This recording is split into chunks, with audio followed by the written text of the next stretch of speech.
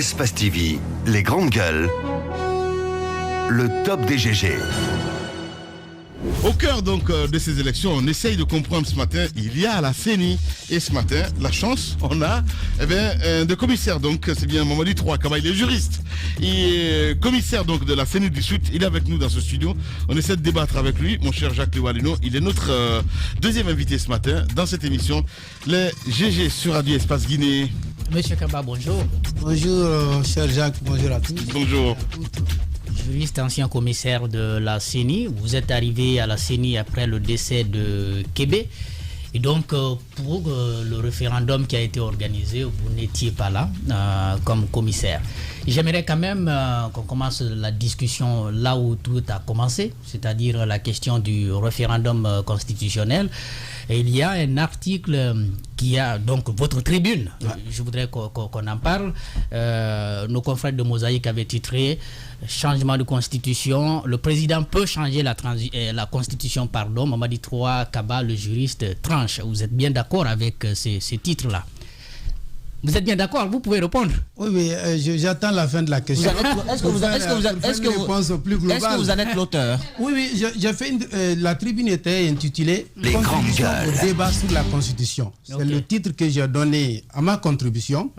Maintenant, il est revenu à chaque média de tirer dans le texte un titre qui lui semblait être le plus évocateur ou le titre qui lui semblait être le plus attractif. D'accord. Moi, le titre du document, c'était contribution sur le débat constitutionnel. On m'a dit Troakaba tranche, vous n'êtes pas d'accord avec, je peux supposer, donc non, d'une certaine façon. Vous savez, j'aime bien les médias et ça, c'est pas mauvais. C'est-à-dire un journaliste ou un média, dans un document, il trouve une expression qui peut être le plus attractif. Bon, maintenant la question, pour terminer, vous après un argumentaire vaste où vous avez critiqué la Constitution de 2010, où vous avez indiqué les tensions qui étaient dans le pays. Et puis, après avoir remis en cause l'article 51 qui avait été brandi par le professeur Zobelemo pour justifier ce référendum, vous avez dit que dans un tel contexte de crise politique provoquée ou basée sur des réalités objectives, le président de la République se fondant sur la légitimité, parce que vous aviez dit que c'est le président juste qui était légitime à l'époque, qu'il tire du suffrage universel direct, peut proposer une nouvelle constitution à l'ensemble des citoyens. J'ai envie de vous poser la question ce matin, et ce qui est du constituant, de ceux qui devraient participer à la rédaction, n'est-ce pas, de ce texte. Merci beaucoup, Jacques. Franchement, j'exprime une opinion en vous disant merci pour avoir rappelé un des passages majeurs de cette contribution, et ça montre toute l'impartialité que vous avez, vous journalistes, par rapport à de telles questions. Mais je veux d'abord rappeler que je suis quand même ce juriste qui a à son actif une soixantaine de contributions sur le débat dans différents domaines, électoral, social, politique, judiciaire, et des plaidoiries. J'ai fait une contribution qui va jusqu'à une soixantaine.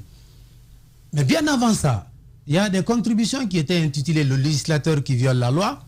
Lorsque Dr Ousmane Kaba a été évincé de son poste de président de la commission économie-finance, l'honorable Mamadi Diawara. J'ai fait une autre contribution qui portait sur lorsque l'honorable Ousmane Gawal a été arrêté et qu'il y avait des vices de forme dans la procédure, j'ai dénoncé. J'ai fait une autre contribution qui parlait du respect de l'article 38 de la Constitution du 7 mai 2010 qui indiquait que le président doit être au-dessus des partis politiques. J'ai fait tant de contributions.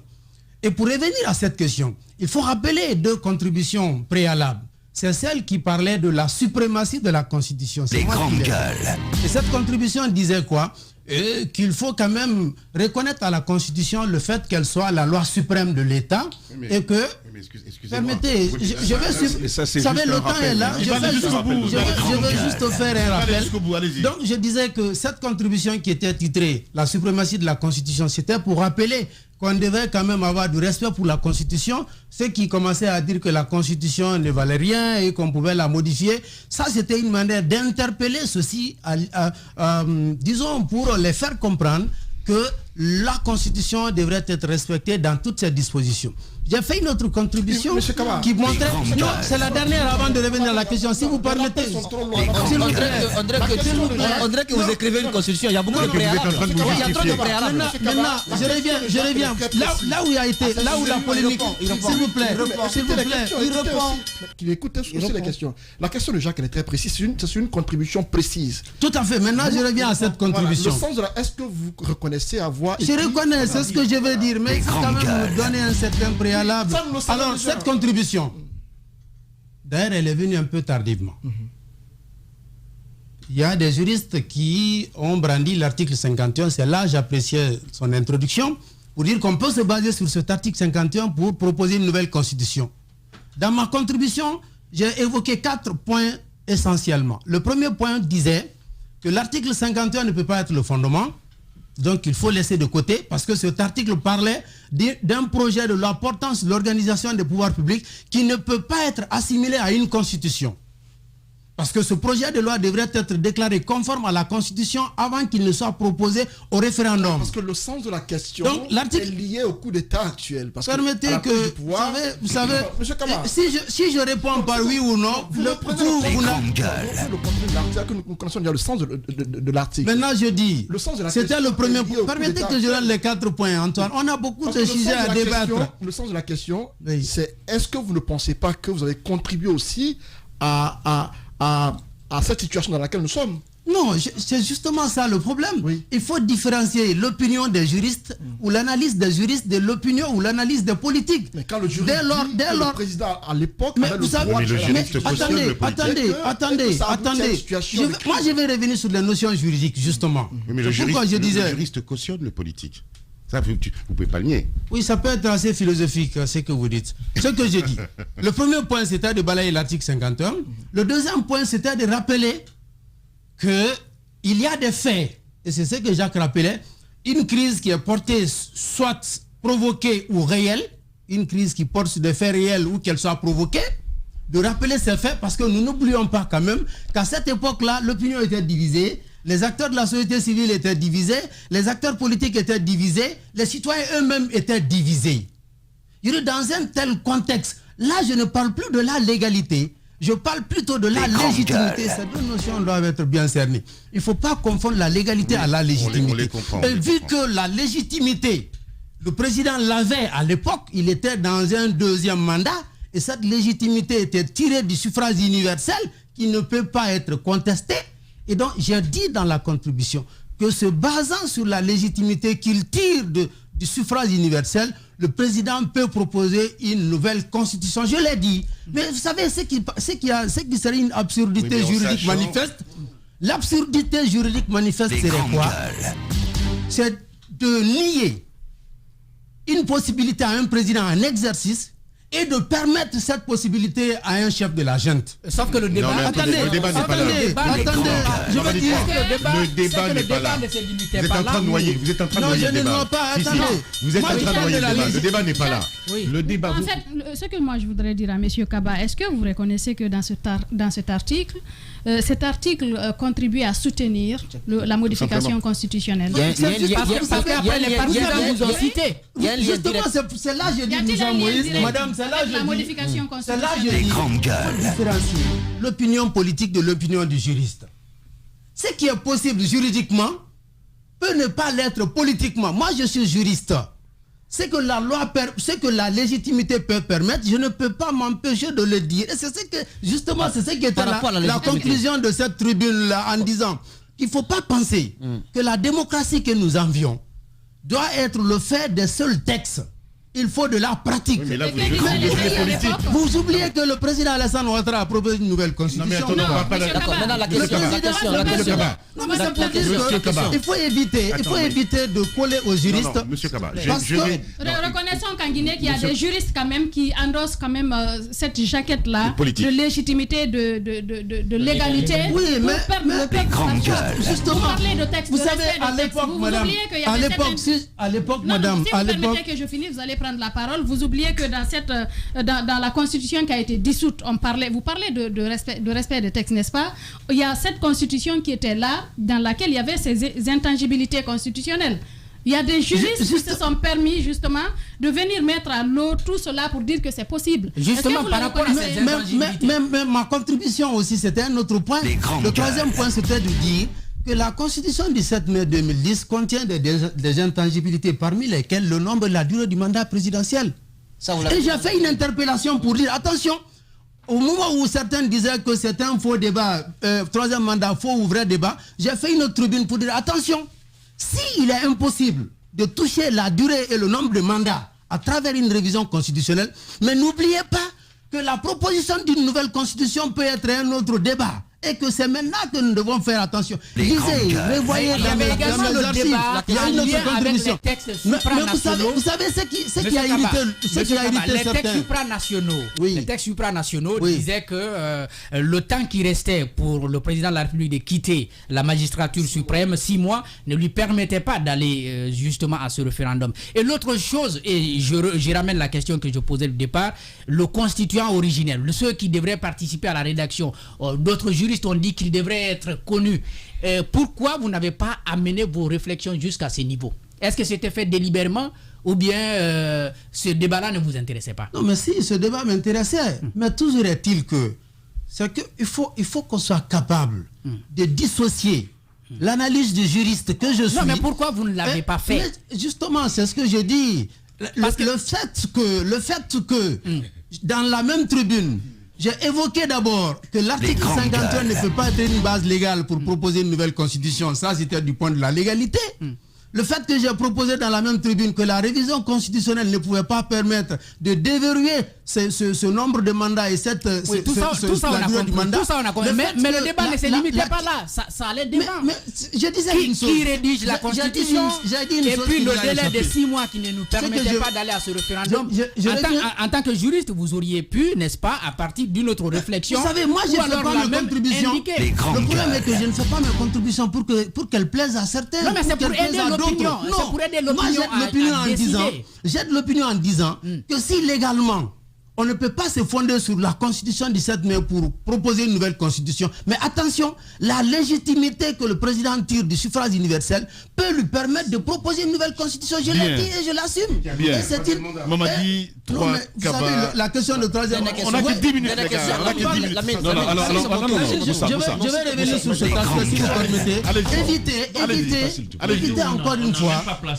Évitez encore une fois. Moi non plus. Allez-y, monsieur Kaba. Évitez encore une fois, dès qu'on parle de nouvelle constitution, on pense au troisième. Moi, ce débat de troisième mandat, s'il vous plaît, quand je faisais ma contribution, c'était pour montrer à mes concitoyens que si légalement c'est pas possible, mais c'est la légitimité que le président Thierry peut proposer une nouvelle constitution. Et ça, ce n'est pas l'apanage de la Guinée. Pourquoi vous irritez si on parle de troisième mandat? Pourquoi vous irritez? Oui, non, vous savez, c'est irritant.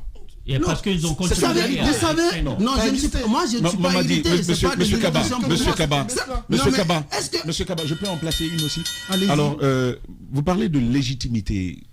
À quoi on la mesure? La légitimité du président de la République à l'époque pour nous proposer une troisième constitution, une nouvelle constitution. On la mesure à quoi? Je la mesure par l'adhésion. Mais on la mesure à quoi? Je la mesure par l'adhésion des citoyens. Non, à son pouvoir. L'adhésion des citoyens. Il était en exercice, il était dans un mandat. D'un point de vue de la légalité, il avait ce mandat. Non, vous savez, la légitimité, je veux quand même que vous me clarifiez là-dessus. Que vous nous aidiez à comprendre ce que vous appelez légitimité. On la mesure à quoi, concrètement, ce que vous dites? C'est ce que je dis. C'est parce qu'il était dans un mandat légal. Il a un mandat qui est tiré du suffrage universel. Donc, à partir de là, il a un pouvoir légitime. Et la question de l'égalité qui doit être bien servie ici... Vous savez, sur la légitimité, on sera bien d'accord de s'accorder pour dire tout simplement que un président bénéficie d'une certaine légitimité quand il est accepté. Quand il est accueilli. Oui, mais alors, adhésion à qui il est, à son autorité, malgré le sang, dans lequel on a versé. Franchement, votre question m'amène vraiment à la conclusion sur ce débat. vu que l'opinion était divisée, on ne peut pas nier ça. Allez. Vu que les acteurs étaient divisés, qu'est-ce qu'il faut pour départager? Qu'est-ce qu'il faut? Il faut aller au référendum. Et vous nous avez dit... Et moi, ma contribution n'était pas d'inviter à tout ce qu'on peut imaginer. C'est parce que j'ai compris que légalement, on se fonde sur une disposition qui ne tient pas. Mais on ne doit pas oublier, que c'est qu'on peut permettre à une autorité de la on l'a entendu. On ne peut pas le nier à une autorité qui est dans un mandat légal. On va avancer, ça on l'a entendu. Ce que je veux ajouter, on a entendu ça. Non, vous n'avez pas encore entendu ça. Non, attendez. On va poursuivre. Je vais le répéter. Non, on va poursuivre. Pour une dernière fois, permettez, pour une dernière fois. Je voulais moi aussi juste terminer ça. Pour une dernière fois, je ne vais pas vous laisser temps. Pour une dernière fois, ce serait de l'absurdité juridique manifeste de permettre une possibilité ou de donner un pouvoir à une gente. En 2010, qu'est-ce qui a permis à la gente de proposer une nouvelle constitution? Parce qu'il y avait de la légitimité. Il y avait une adhésion à leur pouvoir. Sauf que le président était limité. Le président, je rappelle encore les 6 mois. J'ai dit 2010, la constitution du 7 mai 2010, qui l'a proposé? Je parle de la dernière constitution. Le président Alpha Condé la Guinée n'est pas... Est-ce que vous êtes d'accord qu'avec les textes supranationaux, il ne pouvait pas nous proposer cette constitution? Ça aussi, c'est une question. Aucun texte supranational ne l'interdit. Attention. Qu'est-ce qui est dit? Prenez la parole dans les 6 mois qui précèdent, on ne peut pas procéder à la réforme des lois sur les élections. Aucun texte ne peut interdire l'adoption d'une nouvelle constitution. C'est ce que je voulais dire. Est-ce que vous savez que la Guinée n'était pas sa dernière... La première constitution était le 10 novembre 58, la deuxième constitution le 14 mai 82, la troisième le 23 décembre 90, la quatrième le 7 mai 2010. C'est pour dire une fois encore. Est-ce que vous avez suivi le président de la Cour suprême à la dernière investiture du président du CNRD?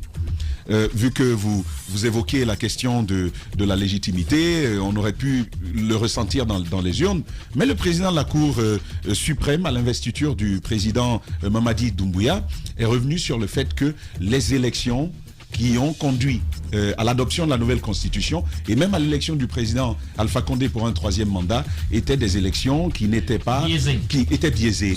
Et biaisées, mais c'est encore mieux, mais à un terme plus fort, il a clairement mis sur la place publique le fait que c'était illégitime et tripatouillé. Quelle est votre réaction là-dessus, vous qui étiez à la CENI? Est-ce que le président Alpha Condé a vraiment été élu? Oui, cette réponse, elle est sans embâche.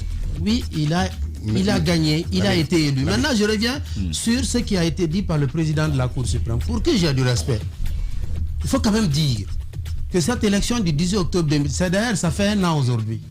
Et donc, par extraordinaire, je suis dans vos studios. C'est normal, c'est pour l'enterrer. Vous pouvez témoigner. C'est pour enterrer cette élection que vous êtes là. Ok, oui, si vous le dites ainsi, vous pouvez témoigner que cette élection du 18 octobre 2010 a été caractérisée par la plus grande transparence. Les médias, vous pouvez témoigner. Vous pouvez apporter 3 camarades.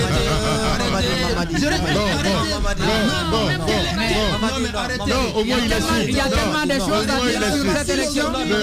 Non, moi, tout ce temps. Arrêtez. Je vais répondre, Lamine. Merci à vous tous. Merci à Mohamed Diaby à la réalisation de cette émission, à Kabine Condé, à toute l'équipe à la régie. Dans un instant, les infos avec la rédaction politique de Radio Espace et sur Espace TV. Aïssatou Sané vous attend avec le 19h45. Prenez soin de vous. À demain. Au revoir. On parle politique ce matin, mon cher Jacques Léwaluno. Enfin, vous avez dit qu'il fallait qu'il s'exprime et qu'il parle. Je sais qu'il y a beaucoup de frustration. Oui, il fallait qu'il s'exprime parce que c'est le premier qui quitte le RPG juste après le départ d'Alpha Condé. Il y en a qui ont démissionné quand il était Il y a d'autres aussi d'ailleurs qu'on a dissuadé un petit peu. Hein. Ah bon, il y en a qui veulent partir aussi. Il y a d'autres que j'ai dissuadé. Je les ai dit c'est pas le moment. Ah bon? Bah oui, j'ai dit que c'est pas le moment. Sincèrement quoi. Mais oui. Non, mais attendez. Allez-y Jacques. Non mais c'est pas le moment. C'est pas le moment. Ahmed, lève-moi le discours. Calme-toi Ahmed. C'est pas possible. Bon, voilà. Souleymane Doumbouya pour parler un peu. Non, on va finir ici. On va en parler. Lamine va expliquer quand même pourquoi il dissuade d'autres. Oui, je dissuade d'autres. Voilà, je pense qu'il y aura une pétition pour que tu quittes ce studio. Oui. Je le veux bien. Suleiman Doumbouya, pour parler un peu de lui, il a effectivement appartenu à la cellule de communication du RPG Arc-en-Ciel. Oui. C'est quelqu'un qui participe aux émissions, qui aime le débat et qui anime aussi sa page Facebook où il défend en tout cas les idées de la majorité présidentielle. Un discours parfois, si vous voulez, poli. Il fait partie de ceux qui... Un discours poli. Qui ne sont pas dans les invectives, dans l'insolence. Donc, voilà. Pas de virulence. Pas de virulence. Donc, il essaye un peu d'avoir ce type de discours. Mais il fait aussi partie de ces RPGistes frustrés. En tout cas, qui n'ont pas obtenu grand-chose avec le pouvoir d'Alpha Condé. Qu'est-ce que tu appelles grand-chose? Grand-chose, vous savez, la plupart attendaient des postes. Clairement, il le disait. Ouais. Vous ne pouvez pas vous battre pour un parti politique. C'est vrai, mais c'est comme la Junior Condé aussi. Voilà, le d'ailleurs, parti est au pouvoir et puis il a été vous traché, la Junior Condé. n'obtenez rien. Ouais. Il avait obtenu un poste de direction au ministère de l'information et finalement, je crois que c'est un poste qui ne lui plaisait pas assez. De toutes les façons, il ne s'en félicitait pas. Comme ils le disent, c'est pas un poste juteux. Il est devenu conseiller de... Vous vous rappelez de l'histoire Cunet? C'est pourquoi je posais la question. J'aurais voulu. Mais c'est ce qu'ils disent. Il est où? Oui, mais c'est ça. Il arrive. Attention à la marche. Attention à la marche. Donc, il est devenu conseiller de Cunet. Après, oui. Ah oui. Le RPG mène à tout. Il y a eu beaucoup d'histoires autour. Et il en a souffert parce que Thiegoro était à ses trousses. Je crois il a arrêté un moment, on verra tout ça. Et donc quand il dit qu'il a souffert vraiment au sein du RPG Arc-en-Ciel, il faut le reconnaître avec lui. Tu as attaqué tel. C'est le système. On va vous saluer en place. On va vous introduire. On va vous dire bonjour. Ça commence bien. Allez-y, madame. On va vous dire bonjour. Bonjour, bienvenue. Merci. Voilà. Donc, on suppose que vous avez souffert au sein du RPG. Non, bon, c'est vrai que j'ai souffert aussi au sein du RPG. Ah, on est déjà... Allez-y, oui, vous êtes en bien sûr. Vous êtes en direct, monsieur. C'est ça les grands jeux, là. Je ne sais pas en direct. Mais excusez alors pour vos auditeurs, vos auditrices et vos téléspectateurs. T'as la totale là. Il pense qu'on n'est pas en direct. Je pensais même que c'était encore en off. Ah non, c'est pas en off. Nous sommes en direct. On est en direct. Mais vraiment, toutes mes excuses aux téléspectatrices et aux téléspectateurs, aux auditeurs. C'est un grand plaisir de me retrouver vraiment devant cette belle famille et me soumettre à ce grand oral. Merci. Alors, je ne peux que vous, comme on dit, faire chapeau bas parce que vous avez vraiment tiré le monde de la presse très haut. Vous savez, en plus que je sois communicant ou bien...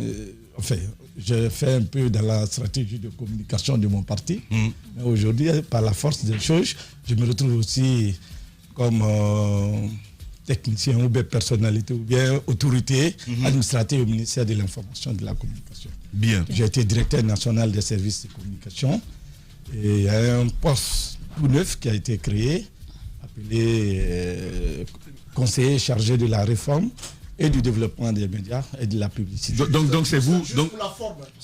Dans les pas faits, pour la forme. Dans les faits, on ne vous a pas vu à l'œuvre. Hein. Nous, les médias, si. on vous a pas vu par rapport à au poste que vous avez été confié. Donc c'est vous qui nous boycottiez à l'époque. Vous étiez direction stratégie, communication et information. Où ça? Lui déjà... Au ministère de la Communication. Non, attention, vous c'est m'avez vous pas qui compris. avez décidé de nous boycotter à l'époque. J'ai fait deux choses en même temps.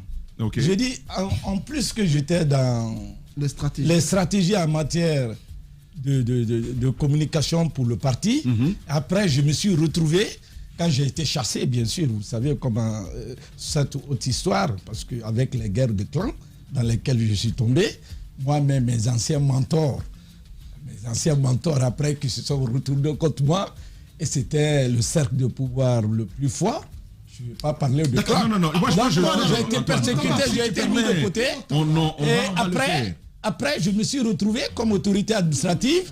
Donc, je n'étais plus dans cette communication réellement partisane. Voilà, alors c'est vous qui... J'étais au niveau de l'État. Tamba, il a dit quelque chose de très important. Il dit qu'il a été persécuté. Qu'est-ce qui est à la base de cette persécution au sein du parti? Bon, je dis que je suis tombé dans une guerre de clans d'abord. Vous savez... Et vous étiez dans quel clan? Le clan de qui? Oh, on m'a imposé un clan, on m'a imposé une guerre. Vous savez, souvent chez nous, c'était un peu de faciès. Vous avez, ça c'est normal hein, dans tous les courants politiques. Vous avez des écoles, vous avez des chapelles, vous avez des sectes. Tout le monde veut être de la manière les leaders se battent pour charmer le peuple. Aussi, ceux qui sont à côté, chacun veut garder cet homme qui a le pouvoir. Parce que la puissance, en notre temps, vous l'avez que votre proximité, ou bien être dans le cœur du professeur Alpha Condé, le président professeur Alpha Condé. Donc moi, en fin de compte, pour être venu trop soutenir M. Lansana Komara, qui est mon dernier mentor politique, qui a été ministre... ministre d'enseignement technique, après secrétaire général du gouvernement. On m'a assimilé à être de son clan. Vous allez m'excuser parce que l'histoire, venir parler un peu de ce passé, c'est important. Mais il faut parler quand même. Je vais assumer ce passé-là. Ce matin, c'est important qu'on questionne l'histoire. Vous avez quitté le RPG juste après qu'Alpha Condé soit tombé. Donc on parle d'opportuniste. Vous aurez pu le faire pendant qu'il était encore au pouvoir.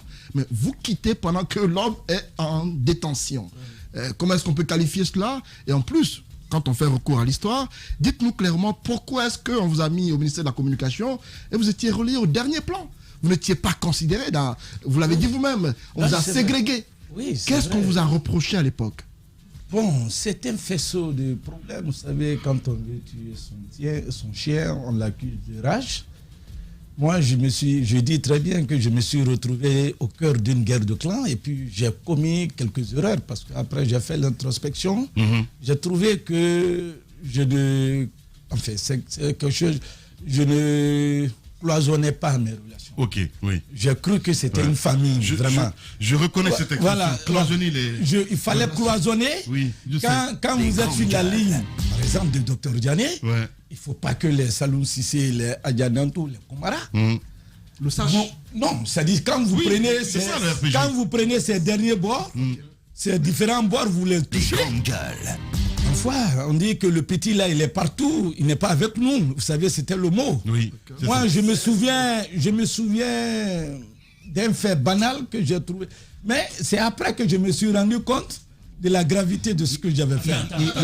Un jour, je passais à l'Assemblée et puis, paf, je suis passé saluer le grand frère Saloum Cissé et puis qui m'a dit où tu vas. J'ai dit non, je dois passer à Sectroya, je dois voir le grand frère Bill. Il dit si tu vas, tu dis à Bill qu'il ne m'appelle pas et tu lui donnes ma carte de visite. Moi, inconscient que je sois, j'ai pris la carte de Saloum Cissé et je suis... Non, mais c'est très grave quand il y a la guerre de clans. Vous avez compris? Donc moi, j'ai pris la carte de Saloum Cissé et quand j'ai dit à mon ami, il dit, mais Doumbia, toi, vraiment, Il dit, Bill Gates, Saloum Cissé, ces gens-là, c'est toi qui dois prendre la carte de Saloum Cissé à apporter à Bill Gates? Il dit, ça t'a rien dit? Les grandes il ne se voit pas? Tu crois que... Je dis, il dit, ça t'a rien dit? Après, j'ai réfléchi, je dis, tiens. Et après, c'est quoi? C'était quoi le problème? Le problème, c'est quoi? C'est qu'il y avait les clans du docteur Diané qui étaient là. Et c'était la question que j'allais vous poser. Voilà, donc c'est ces guerres de clans, cette guerre fratricide que nous avons menée au sein. Surtout nous, qui étions des jeunes, qui étaient aussi derrière ceux qui menaient ce combat, derrière le professeur. Nous aussi, nous sommes mis derrière eux, et puis on est tombé dans... Voilà. Alors, je vous pose c'est la question que je voulais vous poser. Il y avait finalement combien de clans et qui étaient les chefs de gang? Qui étaient les chefs de clans? Qui étaient les chefs de clans? C'est des courants politiques. Oui, mais il y en avait combien et qui étaient les... Je peux dire, vous savez, nous sommes un parti venu de même parti, on ne peut pas avoir plusieurs courants, non? Si, vous savez. Et puis si c'est des courants d'idées, mais si c'est des courants de fortune... Oui, mais je préfère appeler comme ça. J'appelle ça de fortune. J'appelle ça comme ça. Si vous voulez, je préfère cercle de pouvoir. Monsieur Doumbouya, arrêtez. Ok. C'est des courants d'intérêt. Ne venez pas. Je ne veux pas être présent. Non, je ne veux pas être péremptoire. Je ne veux pas être péremptoire. Ne rentrez pas dans le jugement, monsieur Kourouma. Je suis désolé. Monsieur Doumbouya. Non, je suis désolé. Ne faites pas de jugement. Ne soyez pas dans un procès. Est-ce que vous voulez bien me laisser terminer? Oui, allez-y. Ne faites pas de jugement. Très bien. Alors, moi, je vous affirme que ce ne sont pas des courants idéologiques. Ce sont des courants d'intérêt. On n'a pas d'idéologie en Afrique. Merci, justement. Voilà. Pourquoi vous nous parlez de courants politiques? Non, c'est les termes. Où vous insultez notre intelligence ce matin. Non, je ne peux pas vous... J'explique les mots, c'est les mots en leur place. Merci. Donc, les mots en leur place. Je vous explique une chose. Le problème qu'on a avec les communicants, parce que pour moi, vous appelez ça communicants, moi j'appelle ça des propagandistes. Ce ne sont pas des communicants. C'est vous qui le dites. Non, mais je vous en prie, vous avez été politique, hein, vous avez fait de la propagande aussi. La communication, c'est ça aussi. Hein. C'est pas que de la communication. Quand on vient en politique, c'est de la propagande. Est-ce que vous voulez bien me laisser terminer? Oui, non, ne dites pas peu importe si les termes vous plaisent ou pas. Non, mais j'ai le droit d'interagir. Je voudrais vous poser une question. J'ai le droit d'interagir. Allez, le moteur allumé. Mohamed Diaby va m'apporter les gants dans ce studio. Mais parce que ça va se linguer, évidemment. Allez, avec notre invité, Madame Hiro, toujours installée ici, c'est bien sûr M. Souleymane Doumbouya. Oui, monsieur Doumbouya, nous étions donc en train de parler de ces guéguerres au sein du RPG Arc-en-Ciel et vous aviez du mal à vous retrouver dans un clan. Finalement, est-ce que ce problème que vous nous dénoncez maintenant là est encore réel au sein de la formation politique et quel avenir vous prédisez finalement pour le grand parti que vous aviez voulu à l'image de l'ANC? Bon, j'avoue que vraiment venir parler du passé c'est un peu difficile parce que moi j'avais dit que je suis fier de mon passé. Ouais. Je suis aujourd'hui confiant en l'avenir. Donc je voudrais ici plus parler d'avenir que du passé. Mais il faut questionner le passé. Il faut questionner le passé. Voilà. Je reviens encore à dire une citation de l'un de mes écrivains préférés que je lis ce matin avant de sortir. Ouais. La plus grande de Albert Camus, dans L'homme révolté. La plus grande générosité qu'on puisse faire à l'avenir, c'est de donner tout pour le présent. Alors, le passé, on ne peut que tirer des leçons. Moi, en réalité, depuis 2018, je suis totalement, je me suis un peu éloigné des milieux du RPG parce que j'étais persécuté. Je n'ai pas besoin de vous le dire. Mais aujourd'hui, je ne veux rien poser comme acte qui va affaiblir le rayonnement du RPG. Ouais. Je ne veux aussi rien faire qui va choquer beaucoup de ces jeunes qui se sont reconnus en moi, qui ont vu en moi quelqu'un de très patient, très résilient, si je peux me faire appeler. Loin de nous l'idée, la volonté de vous faire, de faire du mal à qui que ce soit. Mais la question qu'on a envie de savoir, parce qu'on a envie de savoir, vous avez commencé par dire qu'il y avait des guéguerres à l'intérieur. Oui, il y a eu des guéguerres. Vous pouvez comprendre. C'était quoi le but de cela? Bon, c'était rien d'autre. Est-ce que cela n'est pas quelque part à l'origine du coup d'État qu'on a vu récemment? Oui, bien sûr, c'est ce que j'ai répondu. Est-ce que vous pensez que ces guéguerres internes sont l'une des conséquences du coup d'État? Je suis parfaitement d'accord avec vous, monsieur. L'une des causes du coup d'État? Oui, je suis parfaitement d'accord avec vous. Parce que des fois, moi-même, je vois les débats liés au troisième mandat, à la révision constitutionnelle. Ce n'est pas ce qui a posé réellement problème, même si le CNRD a considéré cela comme étant faisant partie des origines. Les grandes gueules. Ça fait partie des origines, qui est une conséquence de la décrépitude dans laquelle nous étions tombés. Et j'ai répondu quelqu'un par rapport à ça, un certain Condé, qui avait pris encore une mauvaise phrase pour dire que le professeur Alpha Condé avait raison de dire que les cadres malinqués sont malhonnêtes. Ça a été l'une de mes premières tribunes, j'en fais beaucoup souvent, je vous envoie sur votre site. J'ai dit non. Les grandes gueules. Parce que les malinqués sont malhonnêtes. C'est parce qu'il y a eu une guerre fratricide. Et le monsieur le colonel, le légionnaire colonel Mamadi Doumbouya, qui est aujourd'hui à la tête de l'État avec ses amis. Comment expliquez-vous ce coup d'État d'abord? Comment vous l'expliquez? C'est ce que je vous explique.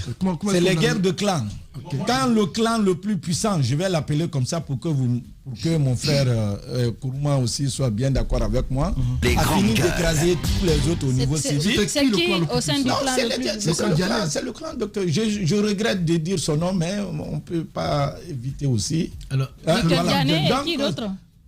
Non, il a son clan. On les connaît. Les grandes gueules. Vous n'avez rien dit encore, hein? Non, ce que je dis, c'est ce clan-là qui a vu le colonel Mamadi comme une menace à leurs ambitions. D'accord. Et qui voulait aussi le faire taire ou l'éliminer. Mais là, ça se passe au niveau du maniement des armes, là. Si moi, on peut me prendre malgré tout ce que je fais, quand on m'arrêtait, pour me jeter d'abord dans le complot. Atteinte au complot contre l'État. Contre l'État. Pendant que j'étais même déjà au Petit Palais, moi, je faisais 5,3 grammes par litre parce que je ne sortais plus. J'étais harcelé, j'étais chez moi et les mauvaises habitudes. Donc, j'ai eu un problème même d'hyperglycémie. C'est dans ce moment que je suis sorti, l'affaire de FNDC est venue. Des camarades ont cotisé, ils ont réuni de l'argent. Ils m'ont dit, Doumbia, sors de chez toi, viens, tu vas nous élaborer une stratégie de communication. C'est là-bas que je suis resté. Il y avait déjà cet antécédent avec un haut gradé de l'armée. Et sa dernière trouvaille, c'était de prendre un truc, se manipuler le renseignement militaire pour faire croire, lorsque le président n'était pas là, il était à Sochi, pour parler d'envoi de mercenaires. Vous avez compris? À travers CUNET. Et oui, mais quand on les demandait, tous dit qu'ils sont venus travailler pour CUNET, et quand on dit CUNET en ce moment, la tête la plus vue, c'était moi, leur consultant résident. Donc, j'ai été alerté, premier par mon grand frère, M. Damantan, qui m'a dit, Doumbia, j'étais dans le bureau de mon ami Ibrahim Mansour Cissé, qui était directeur général de l'Agence nationale de la mer. Il dit, ben, regarde, j'ai dit quoi? Il dit, ils veulent te créer encore des problèmes. J'ai dit, ah bon? Il dit, qu'est-ce que c'est? Il dit, ah, va sur le site. Je vais sur le site. Je vois beaucoup de jeunes assis au ministère de la Sécurité. On dit que ce sont des mercenaires. Mais je prends mon téléphone, j'appelle le journal. Le journal dit, bafoué. Il dit, non, à Malinké. Il dit, lève-toi. Il dit, je les ai dit, si c'est CUNET, nous on connaît CUNET. CUNET n'a rien à voir avec un problème de sécurité. Il dit, lève-toi. Ce qui est en train de se mettre sur toi, c'est très grave. Ça n'a pas duré.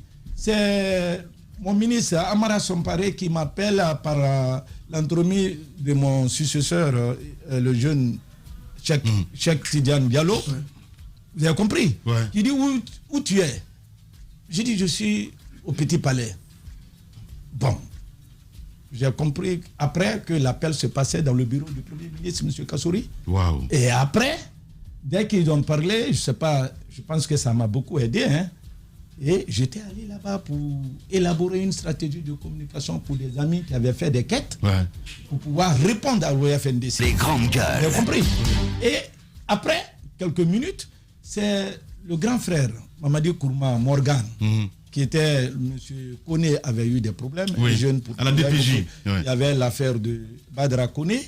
Donc c'est M. Morgan, paix à son âme, quelqu'un pour qui j'ai beaucoup d'amour et beaucoup de respect, qui m'appelle et dit, M. Souleymane Doumbia, j'ai dit oui. Il dit, bon écoute, demain, tu nous trouves à 8h. Il dit, l'heure est de rigueur. Il dit, j'ai compris, grand frère. Il dit 8h00. Il a tellement insisté sur 8h00 que à 8h, je suis rentré à la maison. J'ai dit, bon, mon ami Cissé, moi, mon truc va s'arrêter là. Parce que là, je suis dans un problème de complot. Je suis rentré, j'ai dit à ma femme, j'ai dit, bon, cette fois-ci, j'ai dit, on a touché le truc le plus sensible des pouvoirs en Afrique. Quand tu touches à la sécurité d'État, pour t'en sortir de ça, ça ne va pas être facile. Donc c'est comme ça. Le lendemain, j'ai été à 8h. Je me suis retrouvé face à une commission, de 7 services de la police, les meilleurs enquêteurs qu'on avait. Je les connais, la plupart sont des jeunes. Et ils ont commencé à dérouler beaucoup de choses avec tous ceux que vous connaissez, les meilleurs gars qu'ils ont envoyés pour les former. Et la présidence était assurée par le directeur central de la police judiciaire et le directeur général du renseignement intérieur. Ouais. On m'a confronté maintenant avec ces jeunes, mais c'était ridicule. Ouais. Quand les enfants m'ont vu, pour la plupart, c'était des petits cognaqués, de fois là, qui étaient allés, je sais pas, qui cherchaient à traverser la mer, et leurs amis les ont fait revenir. Venez, il y a une société, si vous travaillez pour elle, vous pouvez avoir du dollar. Les jeunes de 18 ans, 19 ans. Vous avez compris? Je vous explique. Ça, c'est l'affaire. Donc, les jeunes se sont mis à terre. Ça, c'est l'affaire Cunette pour laquelle vous avez été condamné à l'époque par Tiboro. Quand je dis condamné, il ne peut pas me condamner. C'est lui-même qui a fait. Il était un voleur. Oui, à l'époque, il a volé les biens de Cunette. On devait l'arrêter pour ça. Vous allez nous confirmer l'information. On nous a appris que dans les services de Tiboro, on vous a mis en détention. Et à l'époque, on devait vous montrer à la RTG. Il vous fallait payer de l'argent pour éviter de passer à la télévision nationale. Est-ce que vous nous confirmez ce matin 80 millions de francs guinéens? Bon, je reconnais avoir payé, mais je reconnais avoir pour ne pas sortir à la télévision? Non, pas du tout. Pas pour sortir à la télévision. Je vais vous expliquer. Moi, j'étais leur consultant résident et votre directeur général d'alors, M. Khalil Oularé, à travers son entreprise Progeo, était le cabinet qui fait le chargé de communication de l'entreprise Cunette. Cunette n'a aucun problème. C'est une plateforme. Ouais. Et même à présent, c'est pas moi. Même à présent, les ventes continuent. Donc, il n'y a pas de problème à ce niveau.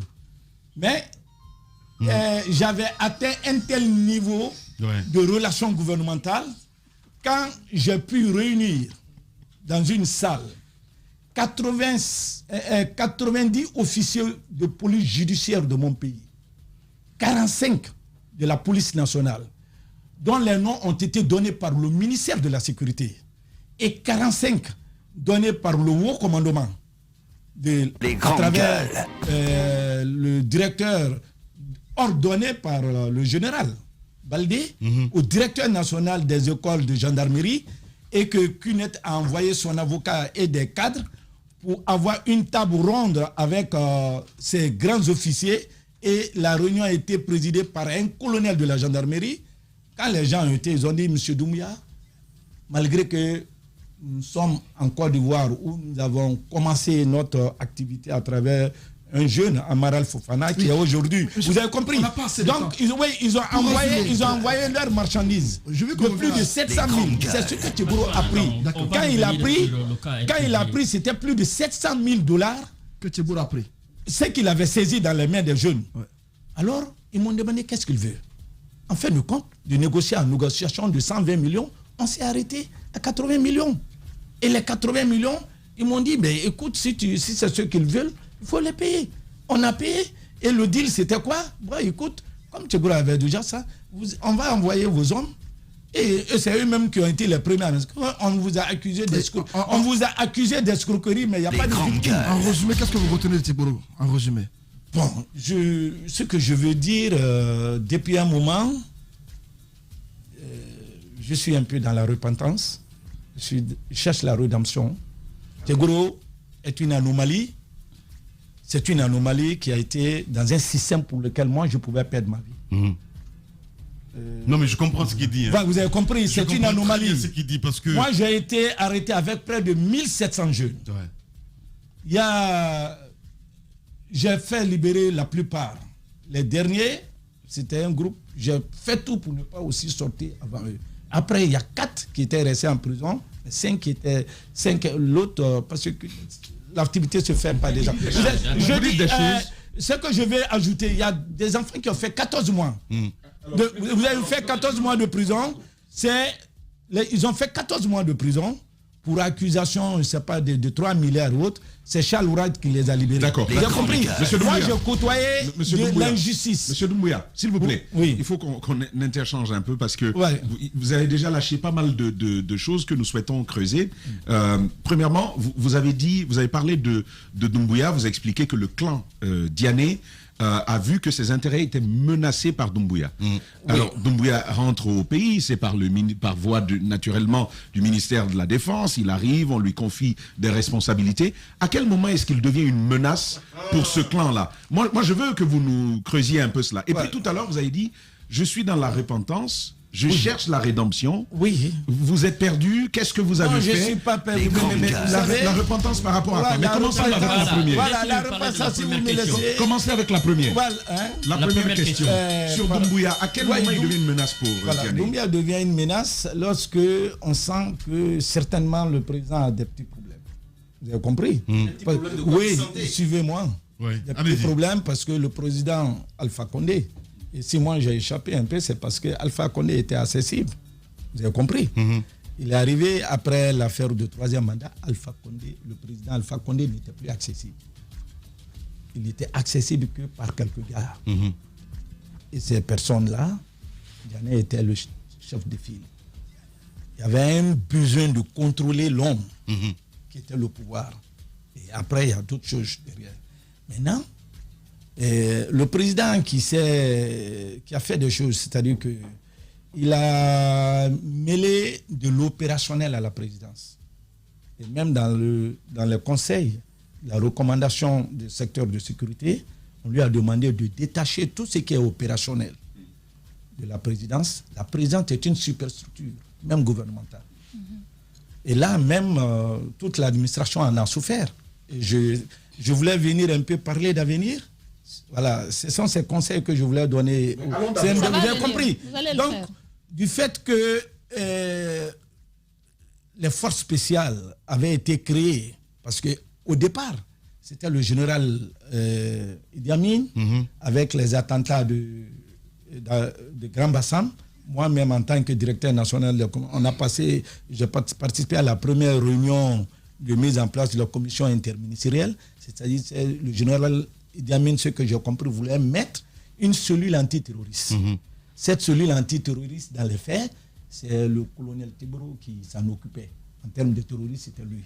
Mais je pense que, je ne sais pas comment, mais le général Idi Amin avait déjà identifié le colonel M. Mamadi Doumbouya, qui était quelqu'un aussi qui avait été recruté au niveau de la Légion d'honneur étrangère. Il avait tout simplement et la Légion d'honneur étrangère, vous savez, les grandes gueules. Patricia Légion Nostra. Même quand un Français doit revenir à la Légion d'honneur, il donne une fausse nationalité. Donc c'est vraiment l'égalité. Et comme ça, le colonel Mamadi Doumbouya est pris. Et Idi Amin présente, le général Idi Amin présente son CV au président Alpha Condé, qui trouve que c'est impressionnant, et on le prend. Un premier clash entre Mamadi même et le nommé Tibro, parce que c'est lui qui devait être ce monsieur-là. Donc c'est ce qui évolue de clan en clan, jusqu'à ce qu'on trouve que Mamadi a trop de force, et il fallait le ramener à l'état-major, et le placer. Et il y a un autre groupe qu'on était en train de préparer, appelé le groupement d'intervention rapide, depuis l'affaire au Mali. Donc de plus en plus, on voyait l'homme comme une menace, et ce n'est pas un produit typiquement de notre armée. Je vois. Vous avez compris. Il n'a pas d'instructeur. Il est venu comme instructeur. Donc il a ses philosophies, il a ses valeurs. Il a surtout ses compétences. Oui, surtout. Parce qu'il a appartenu, semble-t-il. Parce qu'on déteste la compétence. Voilà, surtout, il aurait appartenu à la force spéciale française pour arriver à ce niveau où un homme comme lui, qui aujourd'hui incarne le rêve. Le rêve il n'est même pas placé. Non, mais juste, sur la même lancée, sur le cas du colonel Doumbouya, qui était menacé d'arrestation. Est-ce que finalement, parce que nous apprenons qu'on l'avait fait quitter le palais pour Fourikaria, est-ce que cette menace, paraît-il, était imminente? On nous a dit qu'elle était imminente. Est-ce que vous nous le confirmez? Bon, je ne veux pas donner trop, comment dire, les Ivoiriens ne veulent pas faire trop de dépapotage. Ce que je peux dire, je sais que l'homme était déjà menacé depuis l'accession, depuis le cas malien. Les au mois de mai, il y a des bruits qui ont couru qu'il avait été arrêté ou pas. Moi, je ne sais pas trop. Mais ce que je sais, il y a eu une altercation, semble-t-il, entre lui et un commandant des blindés. On s'est servi de ça pour d'abord très vite. On a très vite démantelé sa base qui est au palais et on les a consignés à leur base arrière. Oui, parce qu'il faisait tout simplement peur à cause non, déjà on a vu la menace. Maintenant, l'objectif c'était quoi? C'était de créer une autre force. Une autre force d'élite, appelée le groupement d'intervention rapide, les équiper, les former rapidement. Et la première promotion est sortie le vendredi là. Oui, tout à fait. Le vendredi là. Qui était derrière cela? C'est qui l'équipe? C'est Diané qui était derrière. Les grandes gueules. Juste une question.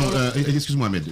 Vous avez dit que votre écrivain préféré, c'était Camus. Non, oui. Vous avez dit que votre écrivain... Je me répands parce que j'ai mis en place, j'ai concouru, j'ai consacré plus de 20 ans, les 30 ans de ma vie pour mettre en place un système aussi qui a fait des choses. Et vous avez même construit la stratégie contre le FNDC.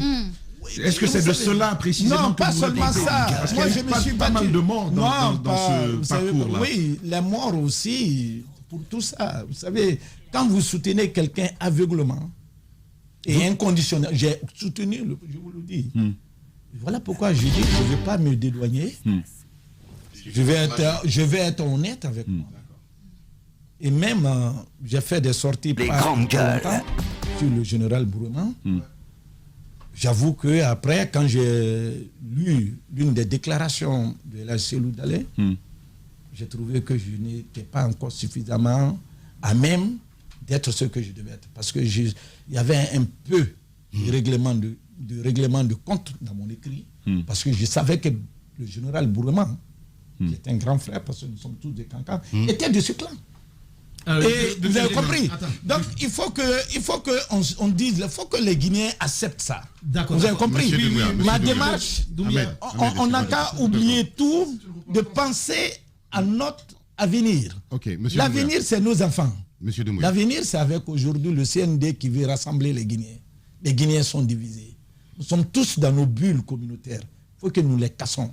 Il faut que nous réfléchissons aujourd'hui. Citoyens, c'est un appel que je lance. Moi, j'ai plus de 50 ans. J'ai mes enfants qui vont faire le brevet, le bac. Aujourd'hui, c'est pour eux. C'est de leur Guinée, moi, je cherche.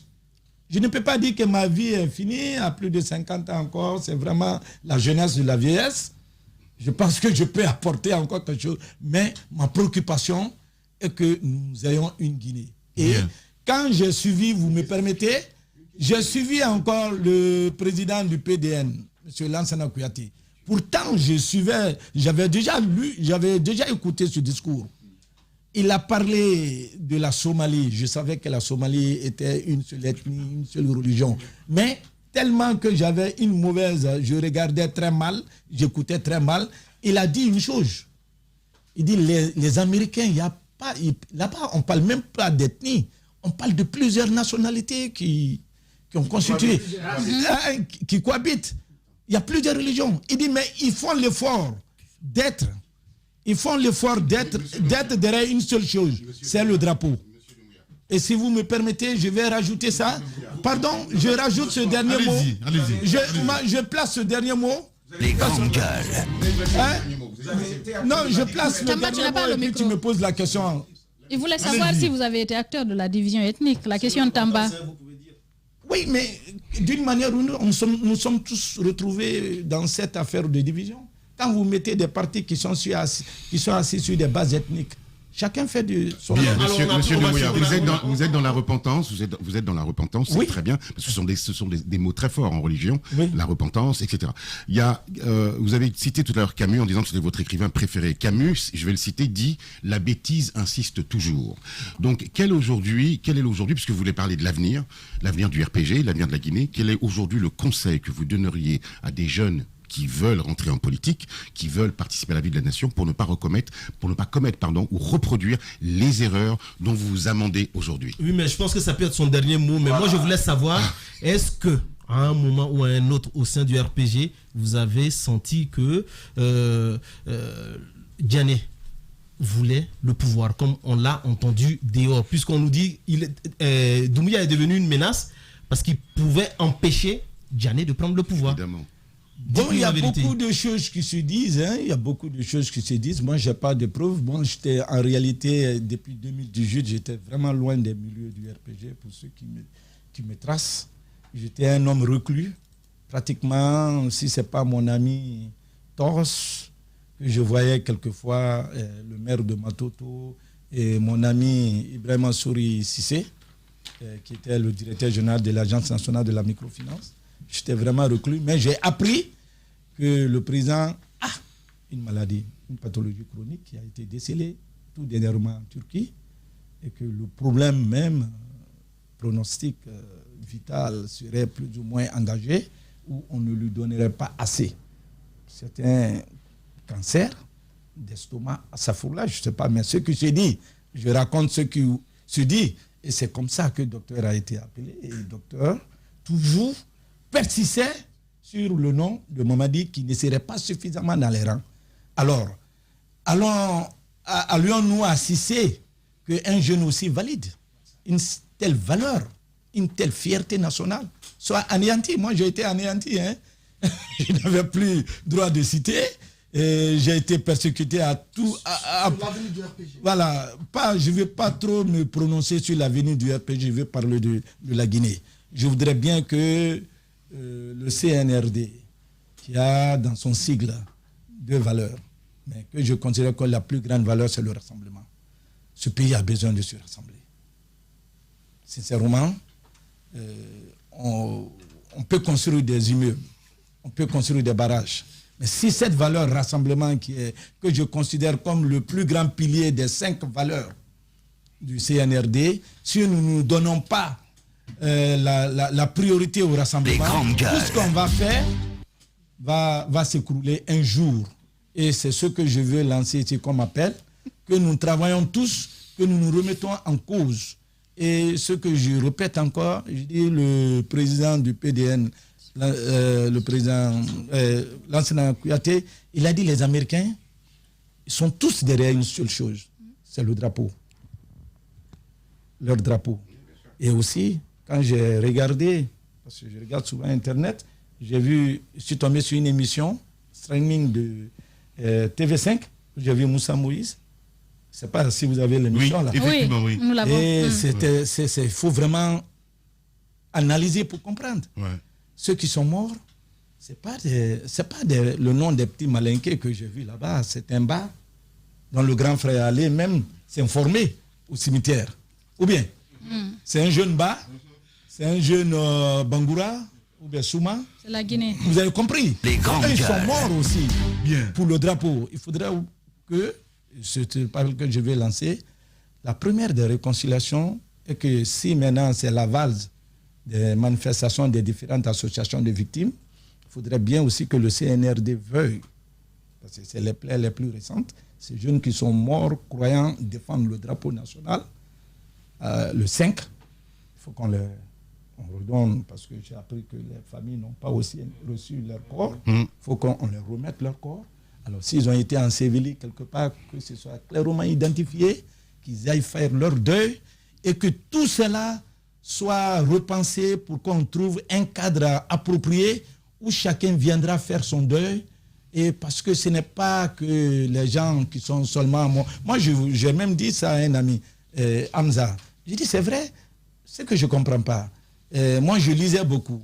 Le professeur agrégé Ibrahim Babakake, dans son débat, parce que je lisais, il avait une revue, là, Silatigui, en 91-92. Il a défié un de ses amis, un certain docteur Tiano Diallo.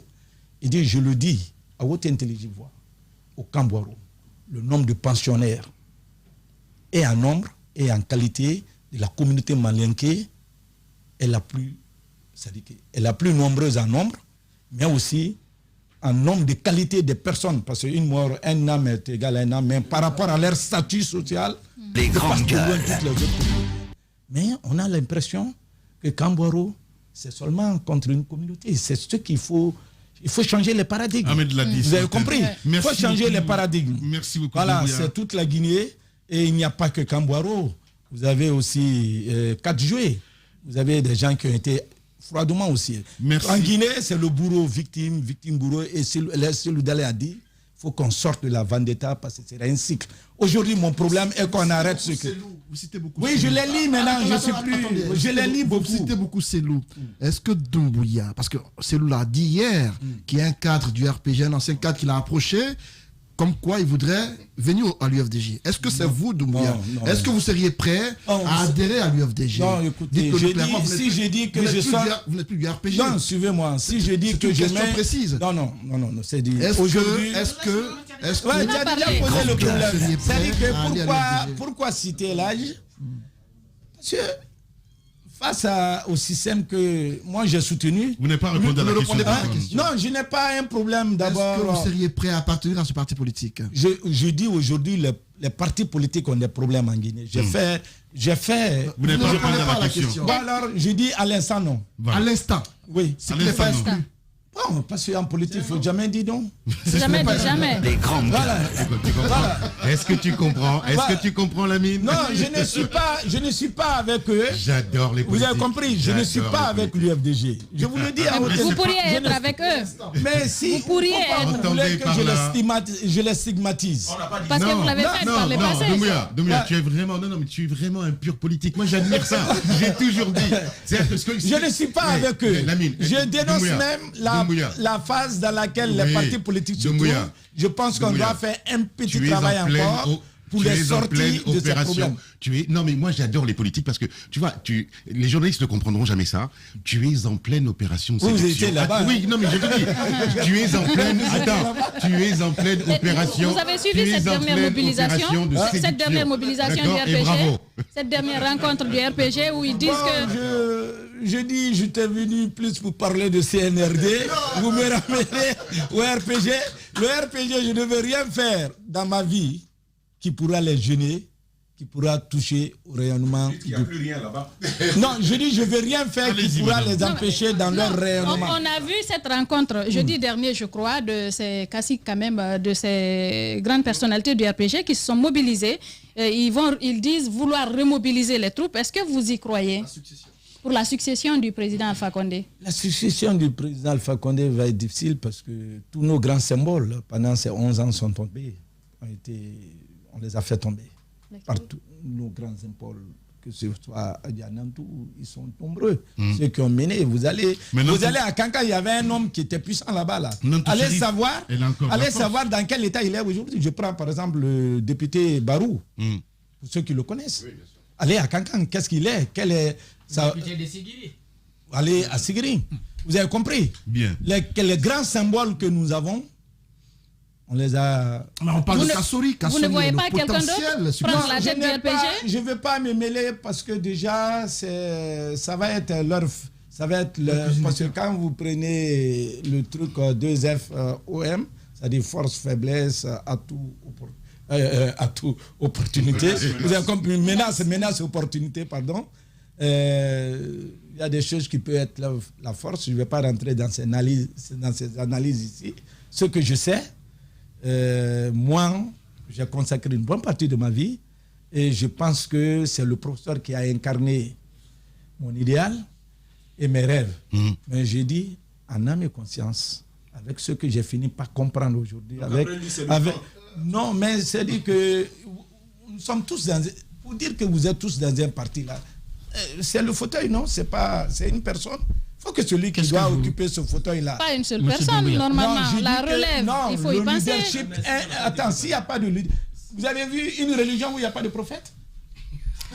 Quand vous ne croyez plus en Jésus, vous allez dans l'islam. On n'a plus assez de temps. Voilà. Maintenant, moi, je voudrais savoir, qu'est-ce que vous regrettez le plus dans votre parcours, particulièrement avec le RPG Arc-en-Ciel? Qu'est-ce que vous regrettez le plus?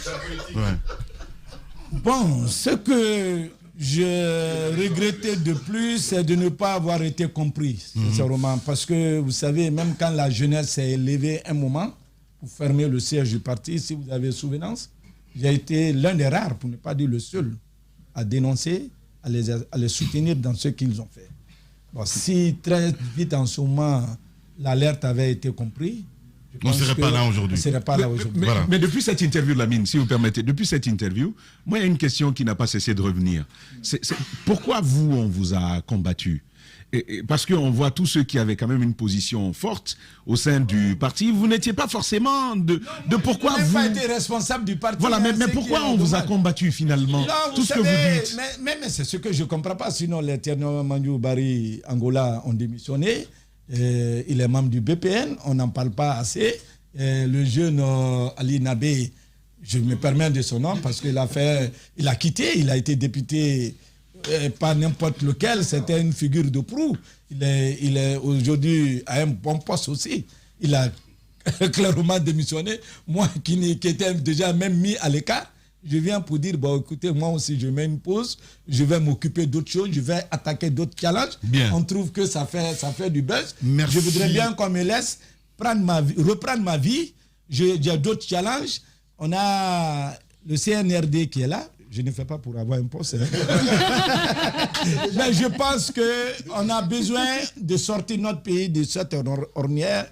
Et c'est un appel que je lance surtout à l'élite. Il faut que nous allons démonopoliser l'espace public et la politique aux partis politiques. Parce que le problème, c'est quoi? Même quand vous dites que vous n'êtes plus dans les partis, on dit, tout avec Annette, elle dit, tu ne fais plus la politique. Je dis, mais pourquoi on veut en Guinée ici faire la politique quand on est dans les partis? Bien. Le citoyen n'a-t-il pas aussi un droit de faire la politique? Merci. Voilà des questions qu'on se pose et que le CRD doit pouvoir résoudre à travers sa gouvernance. Il faut qu'on sorte les partis, on trouve l'antidote à cette histoire de partis communautaires-là. On change de logiciel, on change de paradigme et ce travail, le ministre de l'administration du territoire qui va venir doit beaucoup y penser. Le CNT, il faut qu'on trouve vraiment pour sortir les partis, parce que même ce bipartisme existe déjà dans les faits. C'est toujours les deux grandes communautés qui se feront face, si on ne change pas les donnes. Est-ce que ce titre allait peut-être mieux sonner avec le RPG? Arc-en-ciel, si on disait aujourd'hui Diané m'a flingué. Même Dr Diané, il a été un de mes mentors et un grand frère. J'ai eu des mots très durs. J'ai dit aujourd'hui je suis pour la repentance. Même Tchegro qui m'a fait beaucoup de mal. Je pense, quand on m'a dit qu'il a été sorti d'une salle, ça m'a vraiment touché. Ouais. Doumbouya Suleiman était avec nous ce matin chez les GG. Espace TV, les grandes gueules, le top des GG.